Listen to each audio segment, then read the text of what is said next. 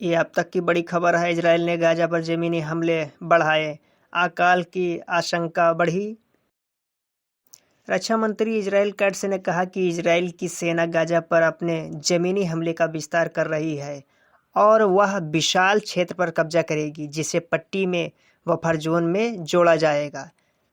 यह घोषणा ऐसे समय में की गई है जब गाजा पर इजराइल की लगातार बमबारी में मरने वालों की संख्या सुबह से कम 21 लोगों की हो गई है। इजराइल द्वारा युद्ध विराम समझौते को तोड़ने के बाद से अब तक के कम से कम 1042 फिलिस्तीनी मारे जा चुके हैं।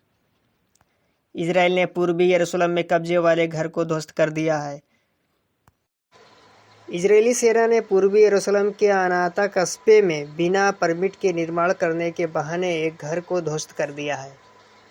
स्थानीय सूत्रों ने अल जजीरा को बताया कि अल फुहैदत इलाके में ध्वस्त किया गया घर उन 13 घरों में से एक था जिन्हें इजरायली सेना गिराने वाली थी।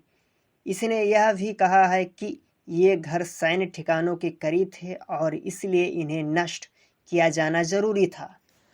गाजा पर इजराइल के विनाशकारी युद्ध के मद्देनज़र यरूशलेम नगरपालिका ने शहर के पूर्वी हिस्से में घरों को ध्वस्त करने का काम तेज कर दिया है, जिसे इजराइल ने 1967 में कब्जे वाले पश्चिमी तट से अलग कर दिया था और जहां यरूशलेम के 3,65,000 फलस्तीनियों में से अधिकांश रहते हैं।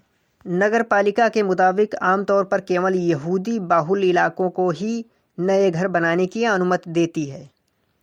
देखिए चार्ट में फिलिस्तीनियों के घरों को इजराइल कैसे डिमोलिश कर रहा है। 2009 से 2022 तक 9,128 घरों को डिमोलिश किया गया है और 13,171 लोगों को